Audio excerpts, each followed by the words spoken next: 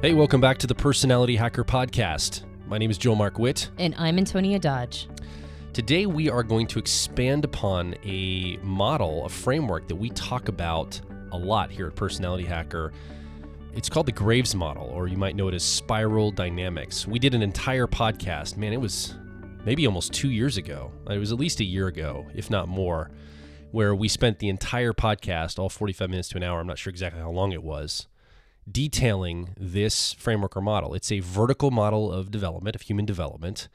And we went through levels 1 through, I think we went up to 8 in this model, where we detailed it out. And we gave a very high-level, 20,000-foot overview of how this model looks. And we reference it all the time on the Facebook groups, in the social media channels, in the community. We talk about this a lot. Even on this podcast, we'll reference the Graves model or spiral dynamics. And that comes up all the time. So what we thought we would do today, and in fact, we want to do a short series around getting a little bit more nuanced for the Graves model, spiral dynamics. We want to go down the road of understanding some of these levels of development and the interplay between the levels, the stratification of the levels, because it's not like anything operates in a silo or a vacuum. Everything is interrelated. So we're going to talk about the interrelation, and then we'd like to take the model, and we did this back a little bit with the Baltimore City Riots podcast over a year ago, I think in the spring of like last year or something, when those were happening, and we applied it to real world situations to some degree. But we'd like to do that in more of a overarching meta model way with a couple things. So over the next couple podcasts, basically what I'm saying is we're going to deep dive into the Graves model a little bit, spiral dynamics, and unpack some of the elements here.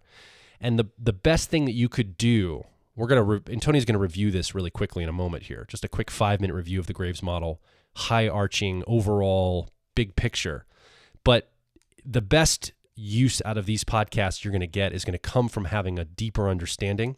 So my recommendation is you go back and you listen to that original Graves model spiral dynamics podcast and get a good working sense of the system. If you listen to that, you're going to have a much better framework for what we're going to talk about on the next few episodes.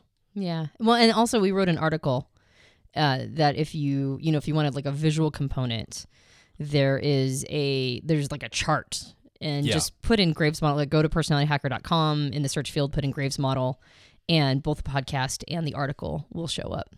So as a quick overview before we launch into what I think is one of the most interesting components of the Graves model, which is how we experience going through them and what it looks like to enter a level, what it looks like to explore a level, and what it looks like to exit a level. Before we launch into that piece, just as a bit of an overview of the model itself, the Graves model, as Joel mentioned, is a vertical model. And a vertical model is different than a horizontal model. Horizontal models are like typology systems are horizontal models. Myers-Briggs, Enneagram. There's an assumption that we're all kind of at the same level of development, but we're all different kinds of people. So when I get diagnosed as, say, an ENTP in the Myers-Briggs system, there's no assumption of my level of growth or health or development. I'm just an ENTP. That's how I'm wired. Same thing with Enneagram. I'm an Enneagram 3 now. Enneagram has a little bit more of a vertical model or an up and down model built into it, which is that there's ostensibly 9 levels of health. But as far as the system itself goes, when you're diagnosing your type, you're just looking at it as like a baseline, and then where do I fall in this baseline of, most people. But vertical models specifically track growth and development. They're up and down. They're vertical. And so the Graves model or spiral dynamics is one of the most powerful examples of a vertical model that I have personally come across. And one of the reasons why is you can put almost anything on this vertical model. And that means not just people, but you can put whole societies on this model. You can put ideas and concepts. You can put religions on this model. You can put political movements on this model. The model will diagnose the level of development that almost anything and everything goes through, which is one of the reasons why it's such a powerful, as you mentioned, Joel, what's called a meta model, or a model that encompasses and contains other models. Yeah, and I would say that the thing that this model is measuring at the end of the day is perceptive worldview would be the thing. And so that's if we're talking about a person, the way the person shows up, how much territory they take in, how much ecosystem they can see or perceive at any level along this model. And the higher up you go, it's not like you are a better person or you've developed yourself more. It's just a fact of taking in more territory, more perceptive territory of all the things you're able to perceive in the world. Yeah, like and to illustrate what Joel means by that, when you're a little kid, your entire world is your family. That's your perceptive territory. Everything relates back to you and your family. But then when you get a little older, now your territory includes, say, your classroom and schoolmates. So now your territory has expanded to include other people. And then when you get a little older, that might expand to be the entire school. If you're like in middle school or high school, it's no longer just your classroom. Now it's in the entire school. And then, like your territories expand as you age, taking in more and more territory to be able to understand how things work. If something's outside your territory and you don't even see it, you don't understand how it relates to you. So there might be something that is profoundly influential in your life, but you don't have enough, you haven't taken in enough territory to be able to see it. And so, as Joel mentioned, the model diagnoses at what level of territory you're taking in. And every bump out, right, every time your boundaries open up a little bit and you can take in more of that perceptive reality, certain things come with it. There are certain awareness levels and certain insights that come with an expansion of that territory. So the Graves model has a numeric designation. It starts with level 1 and then goes up to, at this stage in human history, approximately a level like 8 is about the highest we know of. In spiral dynamics, which is the same system but with slightly different terminologies and words, it is the designations are colored. And the reason why they make different colors for these levels is to indicate a sense that no level is empirically better than another level. It sounds like 3 is better than 2 and 5 is better than 4. And in spiral dynamics, they've attempted to remove that component by giving them different color names. The challenge here is that there are certain levels that are better than other levels, but that is not based on an intrinsic value system. It's more whether or not the level you're using is appropriate for the context you're in. So if you're experiencing what's called, we're gonna talk about them in numbers and colors, so that people who are super into Graves' model can understand it, and also people who are into spiral dynamics can understand it. But there is a sort of an adage in the model world with this particular model, spiral dynamics and Graves' model. There's an adage that the best level is the one that matches the circumstance. So if you are dealing with level 3, or what's called red, world like conditions, then level 3 or red behavior is the best level. If you are a level 3 red and you're dealing with level 5 problems, then that is an inferior level for that situation. It's not as good a level as 5 would be. So there is a sense of evaluation here, but as opposed to having intrinsic value, it's more contextual value. So that's something really important to remember as you go through. And as a quick overview of what these levels look like, level 1 is a level that is essentially survival. We haven't been here for tens of thousands of years. This is more like mine and my immediate family survival. Color is beige, just for you that are following along with the colors of spiral dynamics. Mm-hmm. And it's primarily concerned with just making sure you get through the day, so you don't have a lot of awareness just in general. It's just you making sure that you get through the day. And there's a sense of, they call it undifferentiated, meaning that there's not really much difference between you and all of the reality you're experiencing. Like you are the reality. When you get to level 2, that's when you realize that there are things outside of you. And at level 2, it expands beyond just you and, trying to survive and your young trying to survive. And now you go to a more tribal level, which is an extended family. Now you're trying to help a bigger group of people survive, but it's very tribal because the group is small, and it's meant to help collectively keep people safe as long as they're on the in crowd of that tribe. And that's designated by the color purple. Graves level 3, which as I mentioned before is red, is more of a warlord. It's called the warlord level. That is when you start to differentiate your ego from the tribe. That's when you want to basically, in a world of haves and have-nots, you want to be a have. You want to make sure that your independence is acknowledged and you're able to go take what you want to take. Then the next level is 4, which is more of a civilization level. As opposed to being so ego-driven, you now find yourself a part of something bigger. And that's designated as blue. I'm sorry, I'm taking the colors just to throw them in. Okay. I wasn't sure if you were mentioning the colors because I forgot them or because you wanted to say the colors. No, I'm good. I just want to make sure the colors are in there. All right, thank you. So 4 goes to 5. 5 is designated as orange. 5, consider that more of a capitalistic time period in one's life. This is a time period where almost like 3 wanted to be independent and differentiated as an ego. 5 wants to be differentiated in its ability to gain resource for itself. So it sees life as a game and one that can be won. Then 5 goes to 6. 6 is green. And this goes back to a more communal space, which is about creating harmony. And it looks a little like 2 with that tribal sense, but it encompasses a global community. This is when you expand your territory to take in all of humanity. And then 6 goes to 7. 7 is yellow. It starts what's called the second tier. So 1 through 6 is the first tier. And then the second tier starts at 7. And 7 is like 1 in the sense it's more focused on survival. But because you've been through 1 through 6, and 6 had a global perspective, now 7 takes on the concept of human survival.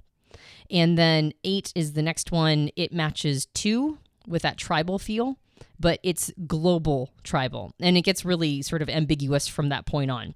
My strong recommendation is if you want to do a massive deep dive into all of this, there's a book called Spiral Dynamics by Don Beck and Christopher Cowan. This is sort of the Bible for this model. And one of the reasons why we do this podcast is because the book can get a little complex for people. It's got a lot of different, it's almost like in speak. Even Don Beck sometimes references like spiral dynamics being a little like dense for some people. So we wanted to do these podcasts to, help this information get out there since we believe that the information is quite powerful, but in a way that is easily accessible. And again, if you want more nuance into how each of these levels looks, my recommendation is also to go, if you want it to be a little easier than this seminal work of spiral dynamics, go to the website, put in Graves model, and listen to the first podcast and read the article. I would say that if you held a gun to my head and said, pick one model or framework that you know that you're allowed to use for the rest of your life and you've got to abandon all the others, it certainly would not be Myers-Briggs or Enneagram or any other models we use. It would, in fact, be, for me, and I think for you too, Antonia, the Graves model, Spiral Dynamics. It has been the single most life-changing model I have ever learned, worked with, and used in all the things that I do. In how I move through the world, it has actually changed how I see human dynamics and human social interactions to the most fundamental core of my being. So this is really, really cool stuff. And if you can get your head around some of these concepts, this can be very helpful to you moving through your personal growth journey, how you relate to people, all of the things that happen around you in the world that seem so baffling. This gives an architecture, a framework to hang concepts, ideas, people groups, political movements, religions, all of these things. It gives you a framework to hang these concepts and ideas and people on. And it gives you a much more approachable way to sort and understand the interplay between things. So I can't recommend diving deeper into this model more than I just did. I mean, it is the single model that I would take with me to the end of my days. Yeah, I don't think politicians should be qualified to get into politics until they learn the Graves model. It would probably be very helpful. Yeah, that's my personal opinion. I think that like you mentioned, it's an architecture. And to create the kinds of societies we want to create and to solve the challenges we want to solve, this is a very helpful blueprint in the system that is like basically anything we want to experience. I would say, if you held a gun to my head, I'd probably say systems thinking would be the one thing that I would keep. But if I get to use systems thinking as a way of thinking and the Graves model as a model, then definitely the Graves model. Yeah. As far as a specific model, I agree. Yeah. Systems thinking is more a way of thinking, and this is like an actual applicable architecture. The other thing is often conflict in the world, like 9 times out of 10, are Graves level conflicts. So they're actually not about the ideology that's being discussed. You'd think that on the surface, but often it's between 2 different levels disagreeing with each other. And so what's really helpful for this is you get to see a very clear picture. Oh, that's why that conflict's happening. That's why those 2 people groups can never see eye to eye. They're operating at a completely different worldview levels. They're not even seeing the same reality. They're not taking the same territory. And they're both trying to approach the same problem from 2 different perspectives that by definition are in conflict with each other. So I think that's really helpful too, to think in terms of this could really help identify conflicts on a micro level with people and on a macro level with society. Yeah. So what we're going to talk about, the first podcast we did on the the Graves model went into the specific levels. And I know that some people who listen to that podcast, of course, whenever you hear a new model like that, I immediately get to diagnosing where I'm at on that model. So I think what happened is while people listened to it and got more interested in the model, they tried to self-diagnose, and it was hard to figure out exactly where people fell. And it's because we presented each level in a pure form, as if like anybody could be just that level. And the challenge here is, number one, we're all stratified. We actually encompass multiple different levels depending upon what part of us you're talking about. As I mentioned, you can put, belief systems through the Graves model. You can put ideologies and political or governmental, different organizations and ways of setting things up. You can put those through the Graves model, and depending upon what ideologies we're attached to, that part of who we are might be at a different level than the rest of us. And so a part of what's difficult about diagnosing one's own type is that you're probably a couple different types coming out. Most people are not a pure form of a specific level. That said, we will have a place basically where we settle, like our general worldview is at a specific place. And there's also a difference between where our mind is at and how we are showing up in our day-to-day life, meaning that our minds and our thoughts and how we understand the world is very nimble. There's not a lot of logistical considerations when it comes to our mind. But when it comes to how we behave, we are to some extent, we are limited by the world that we're experiencing. And that doesn't mean that we have built-in limitations, as in like we can't transcend those limitations. It's just that we might be, say, stuck in a day job. And being stuck in a day job is preventing us from maybe, like our mind might be at the next level, but our actions are at the day job level, which would usually associate with Graves level 4. So there are parts of us that are ahead of the rest of us. But the important thing is, how are you behaving? And are you able to find what part of that level you are at, in the sense of, what if each level looks a little different based on whether or not we're just entering it? Like, does just entering a level look different than fully exploring that level? And what if we're exiting a level? Does that look a little different than if we were fully just exploring that level? And the answer is yes. It looks a little different. The other piece is that oftentimes we're straddling 2 levels. Like we're exiting one and entering another. And that's also going to look a little different, depending upon whether or not you are mostly exiting one level and dipping your toe in the next, or if you've mostly shed the previous level, but you're a newbie at the next one. So we want to talk a little bit about that. What does the straddling 2 worlds look like for each of these levels? And then maybe this will help create a little bit more clarity when you're trying to diagnose where you're at on this model. Okay, so let's jump right into basically we're talking about transition points. We're talking about the stratification, the transition points. We're talking about how things look and why someone might transfer from one level to the other.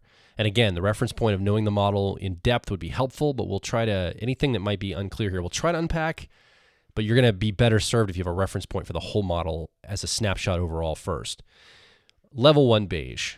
It's all about survival. It's all about the individual being a part of the world, as far as like there is no separation of ego identification or anything like this. On a macro level in society, this doesn't really come up much because most of the planet has at least a tribal structure where people have a way to collect with other people. There's not like one guy in the middle of a field hunting woolly mammoth anymore that doesn't have any other reference points. Like usually there's a community around the world. Now on a micro level, a child, a very young child would be around this Graves model level. They, when a child is a year and a half old, there's not much difference between them and their mother. Like when our child Piper was born, we were basically an extension of her for a very long period of time until she developed theory of mind around the age of 3 or so.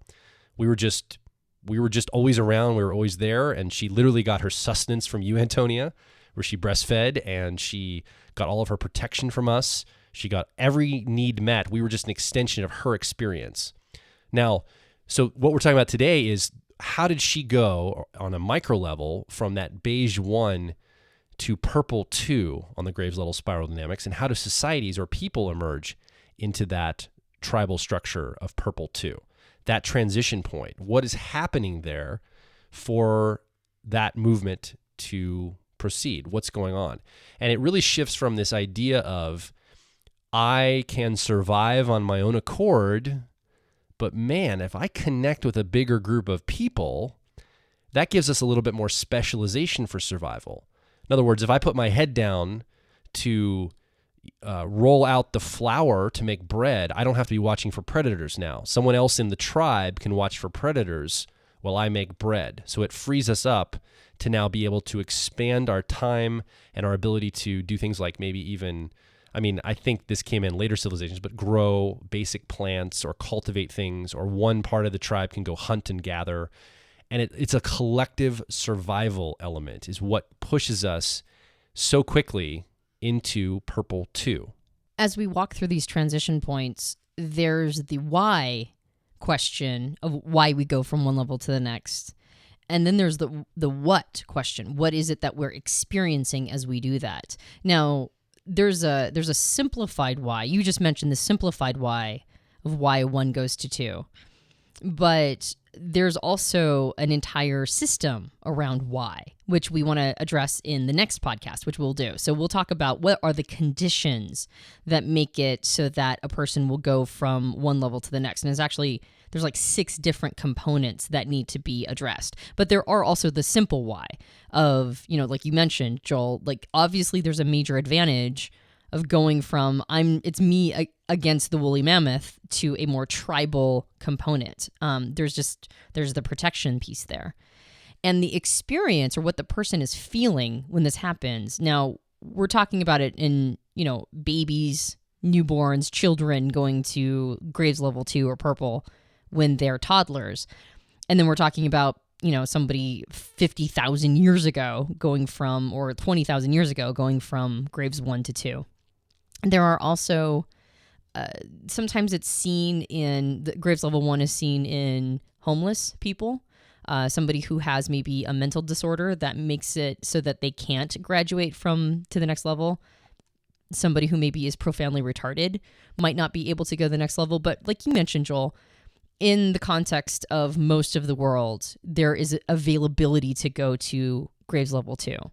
And there's a moment where a person feels a sense of awe once they register that there is a world around them that is differentiated from who they are. They, way back when this was like the best technology of humanity, because it was, at one point, going from 1 to 2 was like the top technology, social technology humans were experiencing. There was this sense of, there are rivers and mountains and the sun, and there's like all this stuff that isn't me, and it was awe-inspiring. But it also brought with it some boogeymen. Like there's those huge, huge, huge planets, and there are shadows everywhere. And now we're incentivized to watch each other's back in big groups, tribal groups that are like up to 150 people. So what the person is experiencing is a sense of childlike wonder and fear at the same time, which is why you'll see little kids when they go from baby to toddlers. When they hit toddler phase, there's a lot of magic thinking that happens. Like, there are monsters under my bed or in my closet, but if I pull the covers up, that will protect my body from the monsters. And if I lay my head on my pillow, that'll protect from the monsters. So then I'll be protected. It's like a lot of mystical thinking. At the tribal level, you see animistic worship. You're worshiping the sun, the moon, animal creatures, spirit animals emerge in this format. A lot of mystery. I don't know why there's no rain in the sky. We'll do a dance and maybe that'll create rain. We don't know. Like, we were told that this dance with these rain sticks might create rain coming down from the clouds to water our crops. Or, there's something happening. People are getting sick in the village. That must mean there's an evil spirit we have to cast out, or we have to pray over, or some ritual around to try to eradicate this evil spirit. I would say a lot of superstition comes from here. A lot of the things that people believe that are just kind of crazy, like that we would look in scientific terms and go, why would you believe that? That doesn't make any sense. This is where that emerges from. At this level, this Graves 2 purple level, the tribal level, everything seems magical. There is a sense of cause and effect, but it's not that I can affect it directly. It's that I have to do something over here that appeals to some maybe deity or other force outside of myself that then bestows good graces onto me and gives me a positive or negative result based on my performance over here. So it's cause and effect, but I don't know what will cause the effect I want. So I do a bunch of different things and I worship every possible creature and sun and moon and star that I can just to cover all my bases, because I'm so fearful and so confused about everything that's happening around me. It just doesn't make any sense logically to me. There's an openness, though, at purple or 2 that allows for a lot of insight to come up. So I would say that when a person is just entering 2, some of the prevailing emotions are like awe and fear. But when you're fully exploring 2, this is more, the good things that come from it is like a sense of unconditional acceptance and a lot of protection and love, a lot of responsibility to people who are like you. And obviously it can go off the rails too, which anybody who's not like you ends up as the enemy because there is a lot of fear woven into the level. But within that tribal experience, it's almost impossible to get kicked out because nobody wants to get kicked out. That's a death sentence. This is also where like shamanism comes from and a chieftain mentality. So there's a lot of wisdom that can be found in this level. And again, it's not a good or a bad level. It's a great level if the context you're in is presenting problems that this is the right level to solve those problems. In a family atmosphere where people are at each other's throats all the time, if there's a lot of antagonism or anger or shouting or screaming in a family, oftentimes the solution is found in Graves level 2. Which is, let's go back to that acceptance piece. Let's go back to, I'm going to protect you no matter what, because you're part of me. So there are contexts in life, even in modern life, where this level is the appropriate level to revisit in order to heal any sort of like maybe family violence or problems experienced in that small tribe. So in its prime, Graves level 2, purple, in the spiral dynamic system, is all about group survival. That's what it is doing well when it's running well and it's at the appropriate level of, on the Serengeti in sub-Saharan Africa or wherever your tribe is 250,000 years ago or whatever, 50,000 years ago. I don't know the timelines, but you're looking to survive as a tribe, as a group. And that's the prime of this level is operating at. The emotions, again, like Antonia said, are childlike awe, wonderment, but also combined with a little bit of fear, mysticism, powerlessness. You don't have a direct cause and effect around things. You have to do it almost through side doors or through appealing to a deity in a sense. So these are the emotions that are happening. And what actually ends up happening when you start to get to the end of this level, you're yearning to break free The emotions you're having when you're starting to move toward going to level 3, or what we call red in spiral dynamics, you're starting to feel like, I want to individuate myself. I want my causes to affect change in the outside world more directly. I'm tired of doing this rain dance to try to get rain down. I'm going to just go over there. I'm starting to feel like that tribe over there is living by the river. They don't have to be dependent on the rain for their crops. They live right next to the river. They can channel the water over to their crops, or they can just go and get the water out of that river. They're not near this lake that keeps drying up over here. You start to notice that you have way more influence over your external world than you first realized.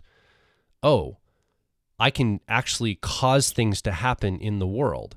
And then you go back to your tribe and you start talking about this with them. You say, hey, we could move our tribe over to that river. And they're looking at you going, well, that's not how it works. We do this rain dance. That's what we're supposed to do. And you go, no, there's an actual cause and effect to this. We could actually make this happen in the real world. Why wouldn't we do this? And you start to feel this emotion of wanting to make things happen actually, instead of just guessing at them and the mysticism around this. Now, you still have some of the mysticism, but this emergent thought starts to come to you that I can affect change in the outside world for myself and the people around me. Yeah, I think this is why some superstition lasts, but early 3 or red, you'll notice this in teenagers that go from believing everything that happens in their life is by way of their parents and getting their parents' permission, to all of a sudden realizing that they can just go do stuff on their own. And so the feeling is a desire or yearning for independence.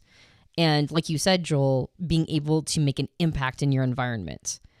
It's very ego-driven. This is the level where people really put their flag in the ground and say what is important to them and how they're going to essentially push their will onto reality. And so in the early levels, it will oftentimes look like a bit of frustration, a bit of like kicking back. When we see it in the modern world, oftentimes the early levels, again, are when you enter your teens. And this is when you go, you know what? I don't have to listen to your rules anymore. I'm just going to break curfew or whatever. And we experienced this as humanity, like approximately, I don't know, like 10, 15, I think about 10,000 years ago is when it really started developing. So this is a sense, or maybe it was even 20,000 years. I can't remember the timelines either. I don't have it in front of me. but the chart on the website does. So when you enter this space, like when you're first entering this space, there's still a lot of fear and superstition, but a desire to, be your authentic self. So this is like, breaking curfew, but then like knowing you're going to get it later. To fully end, like exploring red or 3 is pushing your will onto reality and building things. Like 3 cultures have built extraordinary things. The feats that they've managed to create are very impressive. So let's go back to that tribal situation. Your little tribe's by this lake that keeps drying up. When you do rain dances, you guess and hope for rain to come, but your access to water is not, readily available. That tribe over there, they're right next to the river. And you've tried to tell your tribe, let's just go make this happen, and they're frustrated by it. Now you rally up a couple people and you go, let's just go take that village from them. Let's just go raid that village, storm it, kill all the people there, and take the people that, are still alive as slaves for ourselves. We'll set up shop next to that river. Now we have access to water. We don't have to be mystically rain dance dependent anymore. We can take this into our own hands. And this is the emergence of this. And it can go all the way up to something like Egypt, building the pyramids. I mean, this could be anywhere from that like small tribal level to we're going to have a situation where there's some haves and have-nots, kings and landlords with serfs and people down at the lower levels operating for them. This is a very Graves 3 or red warlord spiral dynamic happening. If I want something, I just go declare war on that tribe or that country, that city. I take it for myself. I take it for our people. And they have no problem with people in the haves and have-not categories. There's no problem. I am here. I have earned this. I deserve it. I'm going to take it for myself. I have no problem having an inequity between what I have and what you have lower than me. Yeah. Well, and you can see how the religions changed from 2 to 3 as well. 2 is very animistic. it was worshiping the sun and the river and mountains, whereas 3 goes to worshiping deities. Now, they still had some animism there, but if you look at, like, say, Egyptian gods, you've got like Anubis, and you've got some that have like certain animal characteristics for heads, but the rest of it is a human body. There may have been some crossover with some animals, but for the most part, you can see that it moves into a more egocentric, human-oriented belief structure, where the deities are primarily people. Now, they might be represented by animals or other animistic components, but they are people. And so the worship of the ego really blossoms here at 3. Authoritarianism comes in here too. Like, this deity told us to do this thing, so we have to go do it. Whereas the animistic deities, it's more about doing something to get something back, in a sense, not like God told me to go storm the castle over here and kill these people or do this thing.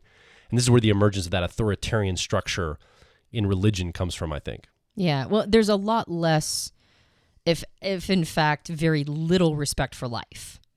At 2, because it's about a collective safety, there's a lot of respect for life as long as it's within the tribe. But at 3, there's a lot less respect for life. And so the authoritarian piece is, I mean, it's natural because, well, you don't do what I want you to do, then you're out. Whereas 2 would try to work with people and do everything they could to make sure that that person was still acceptable.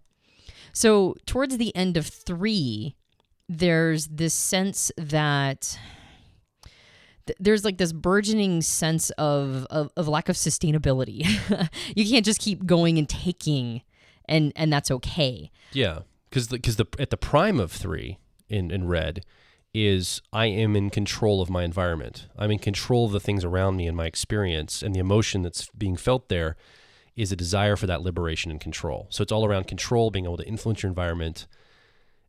And if it's just you declaring war or taking things that you just think you deserve, like you said, that's the sustainability that starts to break down really fast. Yeah, because you want to be in control of yourself and also in control of everybody else, but then that means by definition they're not in control of themselves. So there's no actual reciprocity of liberation. There's like some people have liberation and other people are slaves. And so at the end of 3, that starts to get felt. So 3 that transitions into 4, the primary emotion that a very early 4 is experiencing. Now remember, they're straddling between these 2 worlds. They're still 3, but they're entering a space of 4. That's when the emotion of guilt really comes online. Yeah. So red 3 moving into blue 4, it's kind of like that, wow, I was an alcoholic, on a micro level. I was an alcoholic strung out on drugs, and I fell asleep with a cigarette in my mouth one night. My house burned down and my life's all in shambles. I don't know what to do with myself. Oh, I can get religion, or I feel guilty about that. I feel guilty about the life I've been living. Maybe I need to clean up my act. Maybe I need to join a volunteer organization or join the military or get serious about working and get a real job for once. And I start to feel this sense on a micro level of, I feel guilty of how I've been living. I've just been acting like a jerk, taking what I wanted, treating people like crap. I need to clean up my act and play nicer with society, with civilization. I need to be a team player better with everybody around me. The challenge is that it's very difficult for somebody going from 3 to 4 to sit with the full extent of what they believe they've done. Since 3, especially in the modern world, 3 is not usually the appropriate level to be dealing with the environment in like developed countries, because most of the developed countries is at least in 4, if not 5. And so 3 is very rarely the appropriate level, unless you're like a teenager, and then it's completely appropriate and we just kind of give teenagers a pass. But once you get out of the rebellious teens and you find your identity and you rest into it, oftentimes if somebody older goes to 4, it's hard for them to really sit with the guilt. And so what ends up happening is it ends up getting projected onto others. There's this sense of it's a very judgmental time period for a lot of people. It's this idea of wanting all the recompense for what you've done to be visited on all of society. So it turns into a very preachy time period for people. A very again, they want that control, but then now they want it to be controlled just like 2 looked to the gods to give them gifts. 4 looks to infrastructure to create that control, as opposed to me as an individual controlling everything.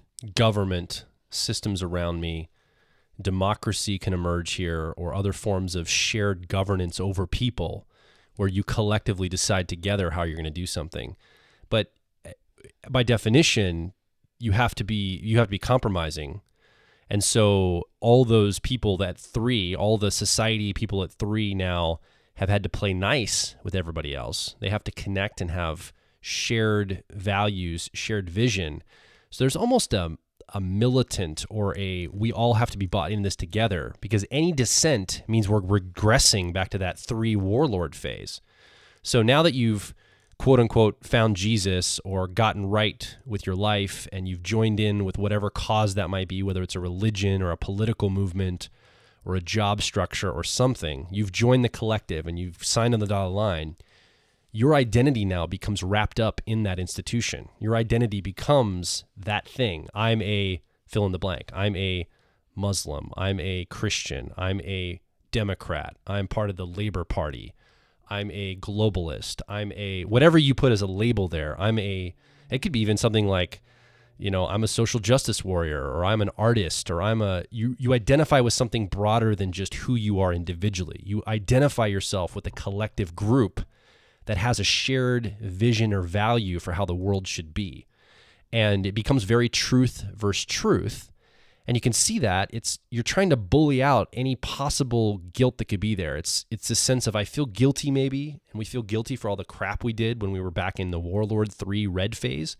Now that we're in this Civilization 4 blue phase, we don't ever want to revisit that. So let's get our hearts and our minds right and stay here and stay strong. And anybody that disagrees with us is a threat for us to go backward. Yeah. And we have to keep vigilance against that threat at all times. So if you disagree with me, I cannot hold space for that right now. I want to join people that only agree with me and see my very specific view of the world. That removes all threat for regression. I think that I underestimated how many people are actually still at 4 blue in the modern world. I think I diagnosed sort of society as having lower numbers of both 3 and 4, but I think recently I've really come to understand how many people globally are still in 3 or red and still in 4 or blue. It's a big percentage of the population, and you can tell on Facebook when people get into these us versus them arguments, which is my position is the position that will change the world or solve all the problems. No, my position is the position that will change and solve all the problems. And then you see the butting of heads. This is very 4 blue conversation. And I insinuated this on my personal Facebook wall, that it's the us versus them, truth versus truth mentality that stalls us out from solving some of the bigger challenges in the world. And what was interesting is that I got somebody who came on and just wrote in all caps wrong and then posted an image about how I needed to check my privilege. And it was so interesting because when you're in it, it's really hard to see how far in it you are. Like, I don't think anybody really likes to see themselves as a truth versus truth person. Most people think, well, no, I just know how everything works, or I know how things work, and so I know how things should be. That doesn't make me truth versus truth. But once you rest into that, and especially if it's represented by a group that you identify with, this is a blue mentality. It's very 4. Now, there's nothing wrong with that. And blue is fantastic at solving blue problems, or level 4 problems. Level 4 at its height, at its most beautiful, is it's finding peace and solace as being part of something bigger than yourself. And it's taking that 3 ability to impact the environment through building, and now making it a group concerted effort where these facilities are useful for everyone. Like, the pyramids were tombs for the top dogs. Now, we get the benefit of looking at them, admiring them, but they were pretty much useless structures. they weren't facilities that everybody could benefit or use. But now when we go into a blue society, we have just as impressive structures, but now they're like useful for everybody. They're like irrigation systems and they're indoor plumbing. The Roman road system. They're the aqueducts. Exactly. It's the Roman road system. Like, we're still as impressive with the things that we built, but now they're sort of like common man, except, useful, as opposed to just something that's amazing to look at, but, houses a dead, what are they called? Pharaohs. Yeah, dead pharaohs. A dead pharaoh and their family. Well, you could see like Rome is a perfect example of this in that if you were a Roman citizen, if you were bought into this collective civilization worldview, you were free to travel and you had protection, you had certain rights in the Roman world to use the infrastructure, the architecture. Everybody could use it, but you had extra rights in your protection, the ability to move freely. You had certain honors and things that came with the citizenship of being a Roman citizen 2,000 years ago, I guess, ish. And you can see that being that blue 4 strong. They're building a network of roads and systems of communication and travel. They're building infrastructure like aqueducts, bathhouses, ways of moving water and other resources around to distribute them widely. And this is something that that you can see the benefit of this. You can see the benefit of going, why am I bucking the system? Why am I pushing against things so hard at the warlord phase? I just join these guys and say I'm a citizen, and now I get access to clean drinking water and road systems, and like life becomes much easier, much more stabilized. And it's a sense of also joining something that's bigger than yourself. It's like a bigger cause of something. You're joining something. You're joining in with the collective, and you feel like you're a part of something that's epic, right? Yeah. So again, early 4 is a bit marred, but understandably so, by guilt. When you're fully exploring 4, it's more of a sense of purpose. There's a sense of being tapped into something big. And it's a sense of wanting to do your duty. So early 4 is guilt and judgment. Exploring 4 is obligation and duty and resting into that. Yeah, and I would say that for 4s, as far as what they value, the process is sometimes valued more than the result. So you've ever heard the phrase, the end doesn't justify the means? That's a very Graves 4 blue statement. It's no, you do the right thing no matter what the outcome. The outcome doesn't justify you doing the wrong thing. The process is the thing. We all follow the rules. We all follow the system. We all follow the process. The end does not justify the means. That is a very Graves 4 blue statement. Yeah. However, once somebody has fully explored 4 and is ready to enter 5, and again, we'll do an entire podcast on sort of the why this happens or what is the context that allows people to go up to the Graves levels. But once somebody is ready to exit blue or 4, there's a sense of, well, first of all, they start working really hard. It's not just go to the day job, clock in, clock out, go home, like watch TV and drink a beer and go to bed. There's this sense of wanting to get ahead. There's this sense of wanting maybe some luxury in one's life. And so late 4 starts to get into action. Late 4 starts to believe that work is intrinsically rewarding. So these are the long hours. These are like professionals that spend long hours trying to go up in maybe the company they work for.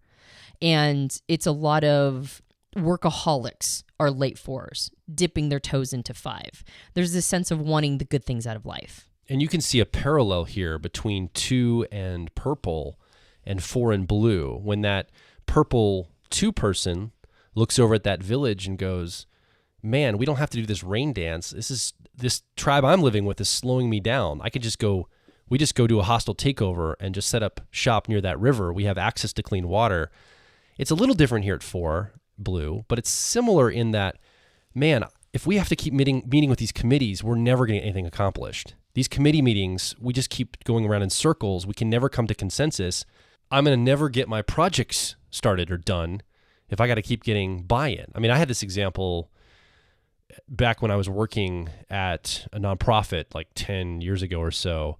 I could have gone to the executives there and gotten their buy-in on what I wanted to do. It would have taken forever. It would have had to have different signatures and sign-offs and like people going, well, have you thought about this? Has made a budget and all this red tape. And I thought to myself, I want to start a video channel for the company I work at and some media. And I think it'd be a really good idea. I'm just going to go ahead and take the lead and do it.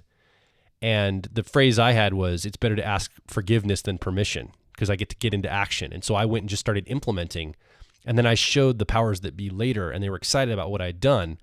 But it was only after I'd gone and done the work that I came back and showed my bosses and the people that were in power what was happening. And they still weren't the greatest happy about it. They were still like, well, I don't know if this fits in. I thought it was a great strategy and idea, but they were still operating, I believe, in 4 blue frameworks, and I was operating at the time in a 5 orange framework. And so that was kind of how my life played out in that way. And I think this happens a lot in this, you're at your job and you're like, I'm not going to sit here for 30 years and wait to climb up the corporate ladder. I'm going to find the shortcuts to get to the CEO position or the vice president position in the next 5 years. I'm going to make a plan. I'm going to work my butt off for it. I might have to jump from this company to another company and then back or something, but I'm going to make that happen a lot faster than Bill next to me, who's hoping that he just gets noticed in the cubicle for working really hard for 30 years and get a promotion. I'm not going to wait for that to happen. I'm just going to take it into my own hands. I think this is a very good example of what's happening here when you transition from 4 blue to 5 orange, what goes on in someone's mind. Yeah. So again, kind of like we talked about 3 red going to 4 blue, going from 2 to 3, 2 purple to 3 red is a sense of frustration. Like you're frustrated that you always have to be buying into the superstition in the collective. And there's a sense of frustration going from 4 to 5 as well, that you have to wait on the system and the system is slow and plodding. And so what happens at late 4 is the frustration that other people are getting promotions that you feel like you deserve. And so you just work super duper hard, and then eventually you cusp into 5. And that early 5 is marked by, I think, a bit of aggression, almost like that early 3 red was aggressive. It was a lot of aggressive, independent thinking. At early 5 or orange is in a sense of aggressiveness, wanting to make things happen. You want to get your will out there into the world. So it can be quite unsophisticated. At early 5, it can be very, instead of having finesse, it's very in your face. It's like trying to make things happen. And so early 5s are usually marked by that. And I would say that children who loathe their parents for being workaholics and forceful are usually children of people who were straddling this 4-5 cusp. They were either late 4s, mostly late 4, dipping their toe into 5, or they were early 5 with still a lot of themselves in 4. And this is oftentimes where you get that poor little rich kid thing coming because the parent just worked and then never spent any time with the kid. Now, when you're fully exploring 5, one of the things that comes online is that finesse, that sophistication with trying to make things happen. And there's a sense of flexibility that you get at 5 or orange that you didn't get at 4 blue. At 5 orange, there's a lot of flexibility. There's a lot of experimentation. Some of the greatest technology in the world has come from 5 orange. A lot of figuring out new ways and new styles of business happen at 5 orange. It's very flexible, it's very adept, and it's trying to find the best way to get to an end result. So the ends, a lot of times for 5 orange, do justify the means. Yeah, it shifts from process to result. So it's not about doing things right. It's about doing the right thing. And so you can see this. And in fact, if you are a student of any business books, which are very 5 orange focused, people that are achievement oriented. In fact, that's the main primary emotion is ambition, the desire for achievement. Early on it might be aggression, but as it matures, it starts to become ambitious. There's an ambition that emerges as the emotion. In a lot of business writings, you'll see this. You'll see them talk about, great leaders. They don't do things right. They do the right things, meaning they're picking the results they want, and they're willing to bend the rules a little bit. They're willing to go outside. They're willing to engage with gray areas. Well, it's technically not illegal what you did, quote unquote, ...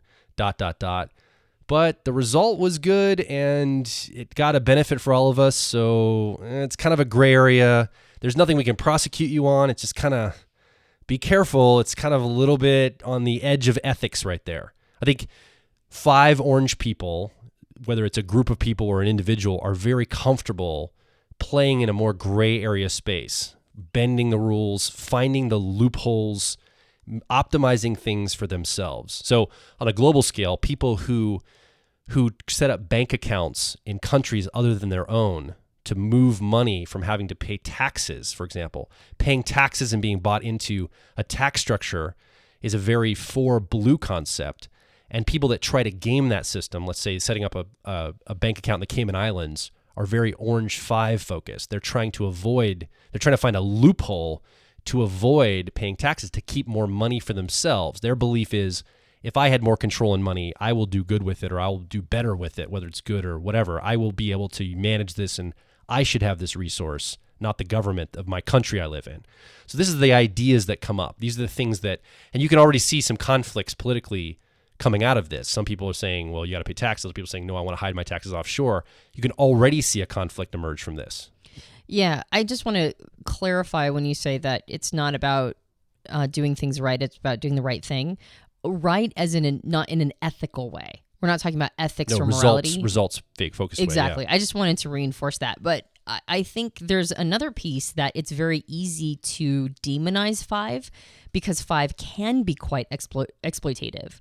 But sometimes 5 is the exact tool for the job. Again, it's quite flexible and a lot of technology comes out of it. So modern science, I would say, is firmly in 5. There are scientific principles that live in 4, but most scientists and the ones who are really pushing forward for the kinds of technologies that keep us alive, medicine and promoting that sort of thing, also lives in orange 5 because they're willing to make a lot of they're willing to think outside the box. Yeah. And so 5 gives great gifts as well. It's just kind of like 3 can be an exploitative slave owner, or it can be, like a strong leader that helps people, find better resources.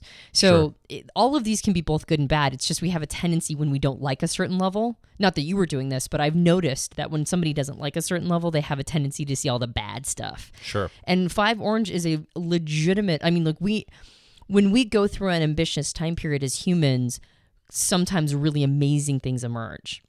But we do think of it as a game. We play a game, and we feel like we have to follow the overarching rules of the game. But as long as we can find those loopholes and figure out what we want to do, then we get the rewards we want. I think you brought up a really good point, that we are so quick as humans to demonize people at certain levels when they're doing the thing that's appropriate for their level. Like, when you're a teenager, you get a lot of crap from the people that are older than you. Like, grow up, you got to start working toward getting a job someday, or getting into college, or whatever you got to do, and stop being rebellious. Stop acting this way, stop acting out, stop doing all these things. It's a 4 society telling 3s to grow up and get to be 4 as fast as possible. And they almost demonize the group that's at that level. When I see it as, well, that they're doing what 3 reds are supposed to do, and 4s are doing what 4 blues are supposed to do, and 5 oranges are doing what 5 oranges are supposed to do. Why do we demonize people at certain levels and say that's bad and wrong because of where they are at? Now, I believe in all of these levels, there are positive and negative, good and bad, ethical, unethical expressions of each level. And the goal is, in my opinion, and I think you'd agree with me, Antonia, if you are in a level, or if a people group is in a level, the idea is to push yourself to the most ethical expression of that level as possible. And I think that's important. But levels themselves are not more ethical or less ethical than any other. They are all just models of putting us at different levels of our perceptive abilities. Yeah. It's not like one's better than the other. But we have a tendency to demonize them because when we're in one, the others outside of that seem like they're bad and wrong because our experience is so immersed in what we're into. Yeah, I would agree. I think that's a really good reminder. I think another thing, though, to remember is that when you do have a healthy expression of a level, it is natural for people to go to the next level if the context allows for it. And again, we'll be doing a podcast on what are the circumstances that help people go from one level to the next. Yeah. And as life becomes more complex, then higher levels are usually the right level to solve the challenges. So the only time a level is not great is when a person has the life conditions that require a higher level, but they themselves are synthetically keeping themselves at a lower level. That is not ideal by any stretch of the imagination. But if you are in the appropriate level for your life conditions, then there's nothing wrong with that. Yeah. So at the end of 5, there is this sense of, I think the emotion that is most often experienced at the end of 5 is loneliness and emptiness. I think the end of 5 is usually marked by a sense of the loneliness that comes with constant competition and the emptiness that comes with having collected many things and going, is this all there is? And so there's almost like a sense of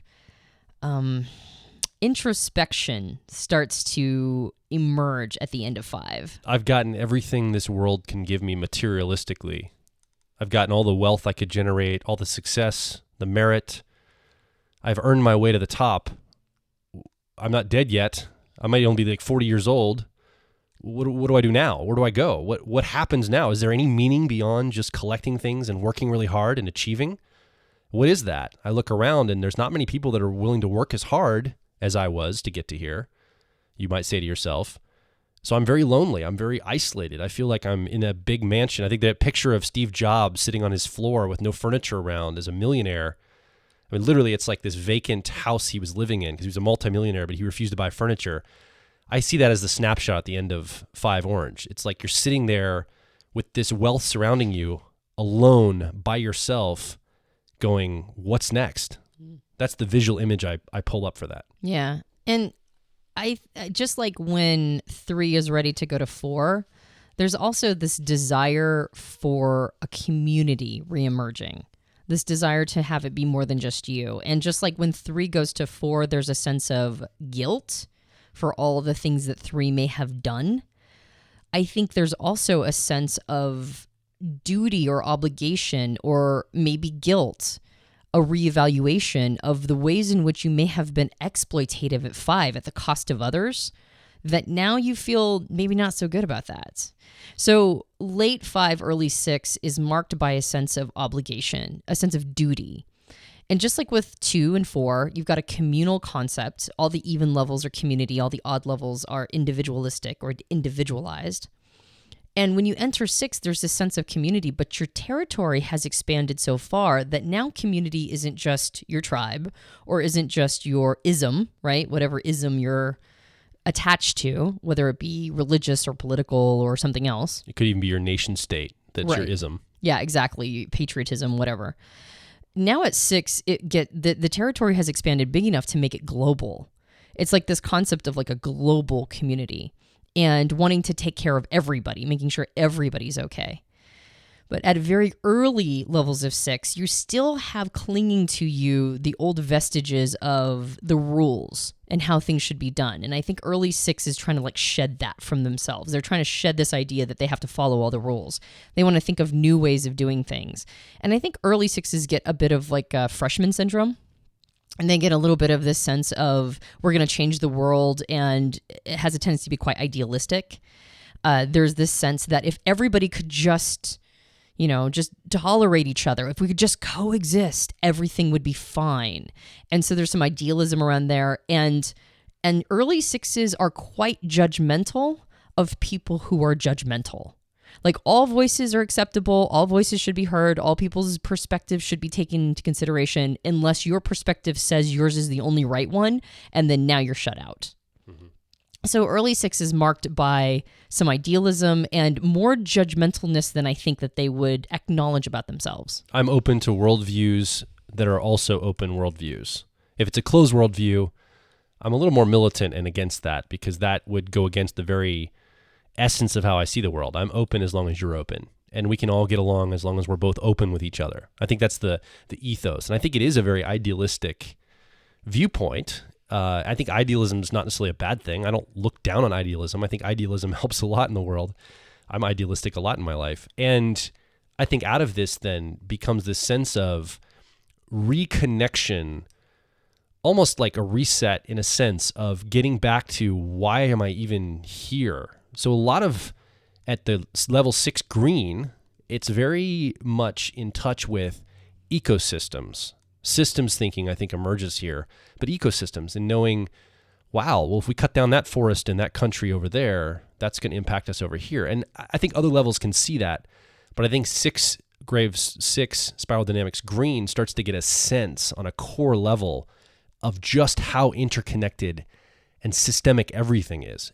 Everything is connected, and you get a sense a little bit of this at lower levels, but you feel like you may have a handle on it or an ability to influence or control it. I think at 6 green, you start to say, wow, this is way bigger than certainly one person can handle, and maybe all of humanity would take us a lot of effort to figure out how all these systems interplay. We better be very careful how we proceed, because these systems are working in tandem. If we bump something over here, it might ruin something over there, and we have no idea we just did that. So let's reevaluate. Where have we come from? What are our roots as humans? I don't see you as a patriot in my country. I see you as a fellow human now on the planet. A lot of these, it's very esoteric. A lot of woo-woo gets brought into here. A lot of exploration happens at this level. People start to revisit concepts that are maybe less scientific, they're more pseudoscience. They're not so much like Newtonian physics. They're more, or even quantum physics. They're more about, like, people at this level often talk about things like the energy in water and how it can have a positive or negative energy, and happiness and joy, and these very abstract concepts and how energies move around. I would be hesitant to call them pseudosciences. I would call them philosophies. Okay, philosophies. Yeah. Sure. And the only reason why I say that is because I love how precise you are with words. I'm giving the impression, but I think it's important to have distinction in words. Yeah, I mean, pseudo means fake. So I don't think it's a fake science. I think it's more like not feeling confined to current scientific knowns.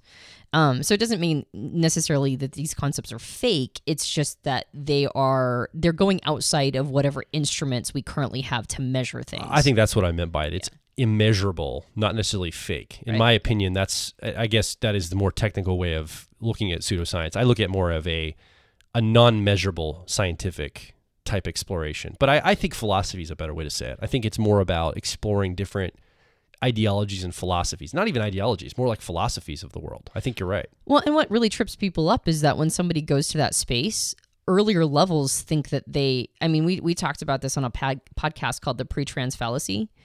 Like level 5 orange will look at 6 green and think that they're out of their minds. But it's actually the level that's coming up for that person. Like once they get into 6 green, they're probably going to start doing the same thing. And it usually surprises a lot of people when they get into 6 green that's the direction they go, especially if they've been very militant at 4 blue or 5 orange. I think the best thing that comes from 6 green is that just like 4s massively identified with their tribe and the animism that they believed in, and 4 blue massively identifies with whatever institutional group they have attached themselves to, and whatever powers that are represented there, be it a deity or some other, like it could even be atheism, a lack of, or whatever it is, they massively identify with that ism. 6s massively identify with this concept of harmony and being communal. And that's why a lot of 6s create communes. Like that's not uncommon at 6. But you'll also see 6s not just in communes, you'll also see them working on the greatest, the newest technologies in Silicon Valley, which is why a lot of businesses that go from 5 to 6, or especially early 6, have gone to like a more democratic workplace environment, or they really try hard to make the work environment super fun for the people who work there. That's taking care of everybody is part of the major piece of the identity. I think relativism comes up here a lot. So at the prime of 6 green, a lot of relativistic thinking. It's not a black and white or a truth versus truth. It's very open-ended.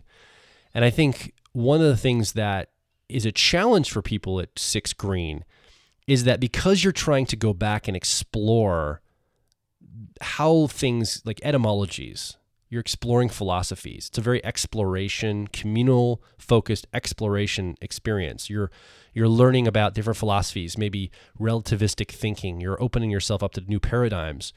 That is expensive to do. You can't be working a 40-hour day job at a factory or at a cubicle and really fully immerse yourself in this world, in the exploration. I mean, it's possible, but what I've seen that people that are there, it's a very deep stratification for them.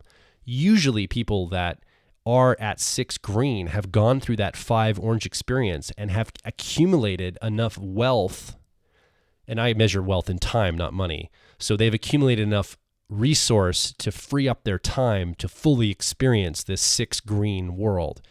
And without that piece in place, there are some frustrations that can come here. People get stuck, they get stalled out, and they spin their wheels because they haven't generated enough resource to fully immerse themselves in the exploration they want to do there.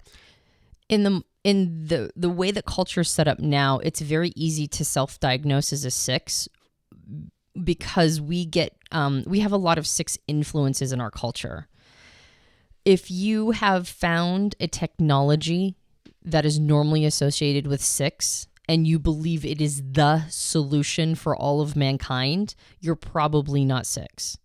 Like the 6 is one of the definitions of 6 is it's, especially when you're exploring it, is your openness, is the understanding that ecosystems require slightly different things in order to continue and to prosper. So 6s will get a purpose. They'll like find a passion that they really believe is important.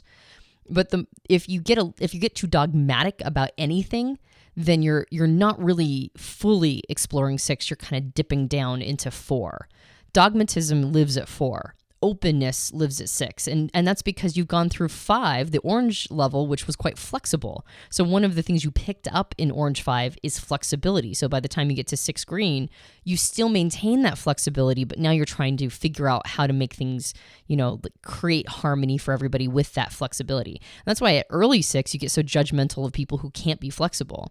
But the more you go through and explore 6, you get greater sophistication and finesse so that you are able to keep that openness without necessarily being judgmental of other people's, modalities or ways of thinking. But towards the end of 6, what happens then? Well, let's look at the pattern. What happened at the end of 2 and 4? There was a desire to break free, to individualize. And just like with the frustration felt at 2 and 4, the frustration of having to be tied to something that wasn't getting the individual's desires accomplished. The same thing happens from 6 to 7. There's a sense of frustration at the end of 6. The first emotion that the exiting phase of 6 feels is a frustration that like everything has to go through the commune. Everything has to be consensus oriented. Everything has to be good for everyone. And at the end of 6, that means that nothing gets done. Like you want the best for humanity, but nothing is happening. Yeah, and I would say also for 6 green, it's not just about everybody has a consensus. It's also everybody has to feel good about what we're doing. It's really, I would say 6 green is a lot about feelings. It's about, okay, does everybody feel good about this? I want to make sure all of us feel good before we proceed on anything. Oh, over there, Susie, you're not feeling good? Okay, what can we do to support you and make sure you feel good about this decision? We want to make sure we're all bought in our emotions. So whereas 4 is a bought in structurally, like the committee to get something done in a business or a government, 6 is more a buy-in of emotion, of everybody feeling good, like we're all on the right path. It's a collective experiential feeling process or level, I would say, that as you get to the end of it, you go, man, do I have to wait till everybody feels good to get anything accomplished?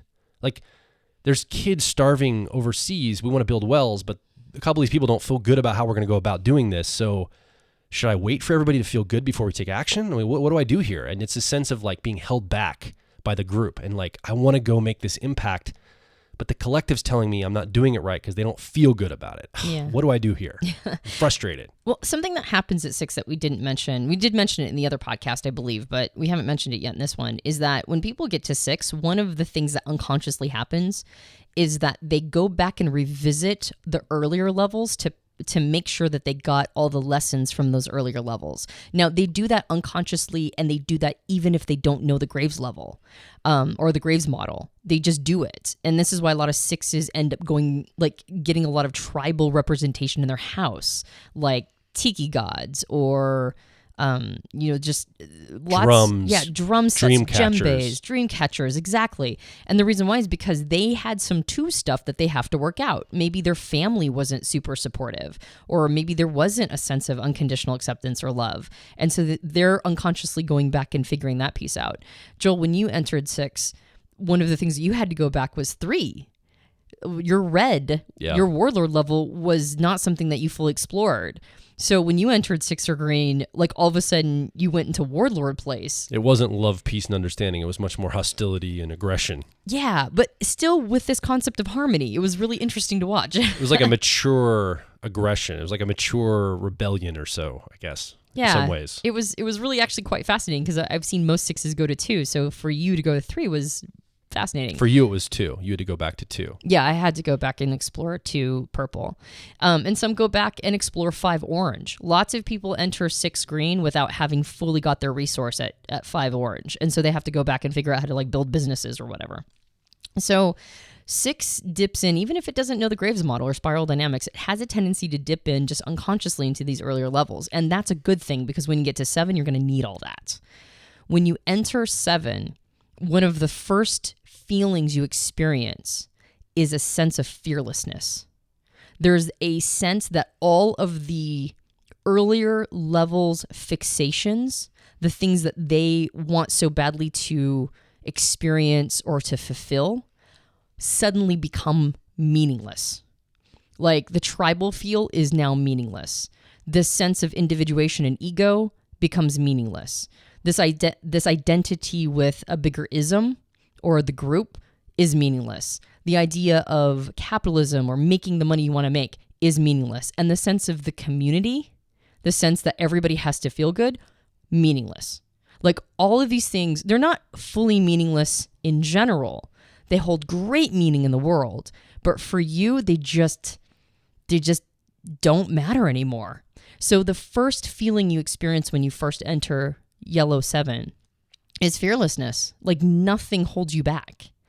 The other thing that happens at these earlier levels is that all of a sudden the sort of kumbaya, touchy-feely experience of 6 has been translated into an impatience for humanity. Because 7, remember, it's the second tier. It's like going back to 1, but 1 is about the individual survival and 7 is about human survival. So 7s will look back on everybody at lower levels and go, oh my gosh, seriously, this is what we're fighting about. And so then it's a matter of trying to work with all the earlier levels and meet them at their level, which you can now do because you've experienced them all. Now you're able to, Don Beck and Cowan in their book, Spiral Dynamics, calls it flex flow. It's this sense of ultimate flexibility and the ability to flow in and out of the levels. Yeah. Well, and it shifts more from the 6 green relativistic to a 7 yellow contextual thinking. So relativism gives way to context, and context gives what you're talking about, that flex flow. Well, what's the context for the tool I need to use? And you use the tool or the level, you access the level in yourself that will be appropriate for the time period. Yeah. Let's say you're put in prison.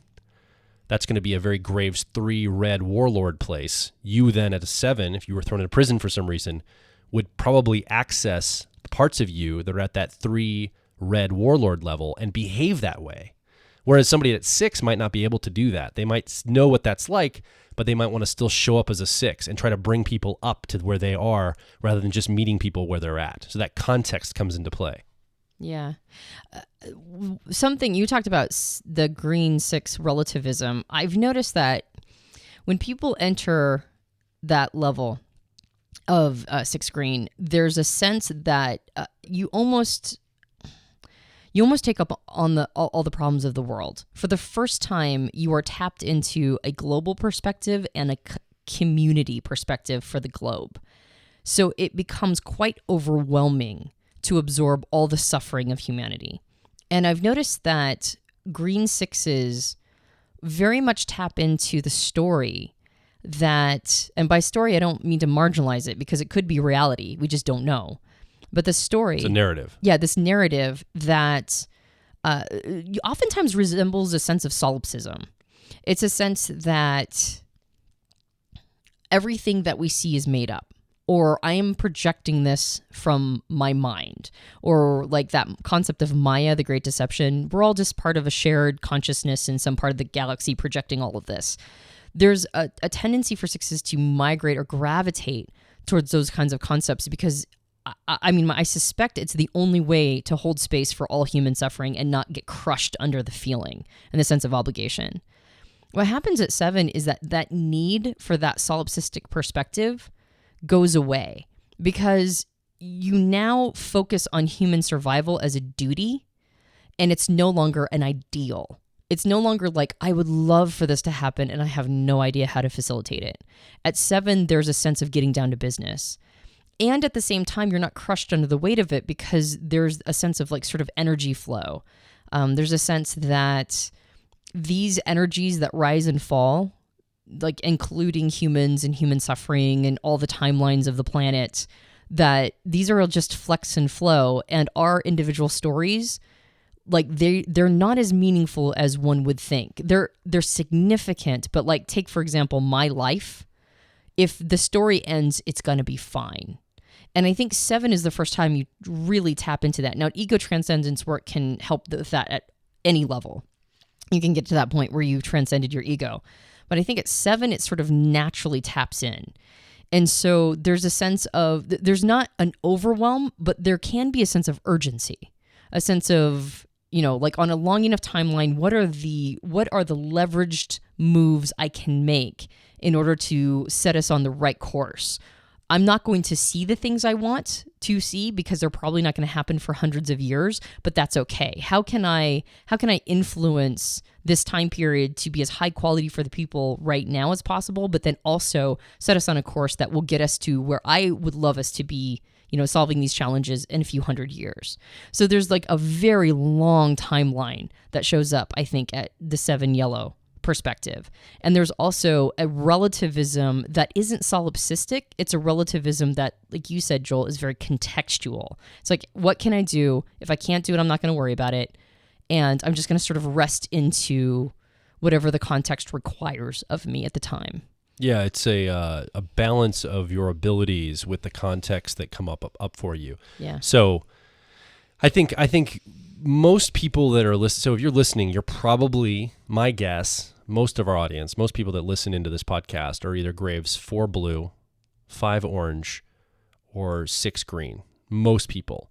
And I've noticed also that a lot of people that end up writing into us, a lot of people like yourself listening, you're in a transition phase. Oftentimes we are found during a transition phase. Most times people, when they're transitioning, are looking for tools and resources to help them make sense of this old worldview they're leaving behind or transcending and this new worldview that's emerging for them. And they're trying to find out, how do I make sense of this?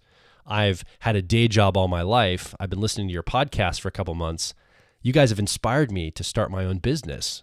So that really, if you look at that on a microcosm, that's a person that's been in 4 blue for a while, working that day job, probably being in that world. And now all of a sudden they're looking to go and individuate themselves, start a business on their own, and begin to move into 5 orange. And so they're looking for ways to think differently or tool sets to help them facilitate that transition. Same thing happens from 5 to 6. I think we see a lot of people accessing things like the frameworks and models we talk about when they're transitioning in these levels. Yeah. So I think it's exciting because you listening are probably in the middle of a transition point. I know I'm in the middle of transition points all the time. So is Antonia. And it's exciting to have a lot of different perspectives in the midst of that. I think it'd be very helpful. Now, why did we talk about this today? I mean, why did we indicate this? One thing that we want to help you with is to try to identify where you are in this model. And so by understanding not just how each level looks in and itself, but understanding the emotions and the transition elements of each level, you could say, oh, and because most people, again, are in transition points, you could say, I'm 80% 4 blue with about 20% orange 5 right now. 4 blue, orange 5, about an 80 to 20 split. And you could try to identify some of that. Or I'm a 50-50 right now over these two. Or I'm fully in mostly orange 5 with like 10% peeking into 6 green. So I can identify. So one reason we talk about this is for you to place yourself on the model. And again, we gave this caveat in the very first podcast with the Graves model. We often as humans tend to, when we first learn this system, not after we're sophisticated with it, when we first hear this, we tend to, it's a tendency for us to give ourselves a 2-level bump. So oftentimes people at blue 4 will hear all this and go, I really resonate with a lot of those 6 green concepts, because cognitively they can see those and they can even maybe have language for them. But we're talking about the worldview, the embodied worldview you're living at is really what level you're at in the system. So we have a tendency cerebrally, especially if you're an intelligent, thoughtful, maybe intuitively wired person, you can already see the patterns coming down the road. So you might bump yourself up 1 or 2 levels from where you actually are. So we want you to get a really nuanced, accurate assessment of where you are in these. And then understand that you're going to be stratified. Not only you holistically could be stratified, parts of your world could be stratified. Maybe your spiritual life is at one level and your business life is at a different level. And there's a conflict inside of you because of this. Let's say spiritually, you're at a very truth versus truth 4 blue level. I know what I believe is true. It's right. It's the way to go. But on the business front, you're working in an environment that is very 5 orange. It's about individuation. It's about self-achievement. And inside of you, there's this conflict. You're warring with yourself over, where do I put my allegiance? Do I do it with my spiritual 4 life or my economic 5 life? And there might be some conflict emerging from that, or whatever the stratification might be in the different compartments of your life. And then add into that, there's a layer of the people you surround yourself with. Typically, we surround ourselves with people of like mind that are very near to us. But sometimes with family and friends, we're thrust into environments where we're around people on very different levels than us. To see where we came from, let's say you are a very achievement-focused orange 5 person in your life, but you are in a family context with a lot of 3 red family members. Both are individualistic levels. Both are honoring the individual and the achievements of the individual, but what they're focused on achieving and what they're individuating from are very different. So the behaviors will be different, but you might kind of get each other a little bit because there are some similarities, but yet there's other conflict points because you just couldn't disagree more on certain levels. So all of these come into play, and that's why we're talking about the nuances of how these look and the emotions that are part of the levels. Yeah. Another reason why we talk about this is, as Beck and Cowan mentioned in the book Spiral Dynamics, the world is becoming increasingly more complex, and we're getting to a point where our challenges and problems are outpacing our ability to solve them. And so it is encouraged to go up the levels if possible. If your life conditions don't make it inappropriate for you, if you can go up the levels, it's encouraged, because the world is going to need more yellow 7s. Yellow 7 is the time period of problem solving on a global level. It's a time period of increased sophistication in understanding how things work and a lack of attachment to being right. So it is encouraged to naturally go up to the next level if you're ready for it. And unfortunately, sometimes we synthetically keep ourselves at a lower level because we're afraid to lose something. Sometimes it's that we're afraid to lose our identity or a sense of safety that the current level represents, or people in our lives that love us and we fear we'll be leaving them behind. There's a lot of different reasons to keep yourself at a certain level. And if you find yourself ready to go to the next, we encourage you to do so. That means your life conditions are making that a possibility for you. As far as self-diagnosing at Yellow 7, I'll just say that I know of maybe a handful out of all of my acquaintance in my entire life. I can look back and see maybe just a handful. This includes my mentors. I talk a lot about Robert Anton Wilson. I don't think Wilson ever got past probably 4 or 5. There's been some amazing, incredible thinkers of the past that never really got past 4 or 5. In fact, Claire Graves, the person who discovered the model, he self-diagnosed at 4 blue. So there's nothing wrong with being at lower levels. And by lower, I don't mean value lower, but simply earlier on the vertical.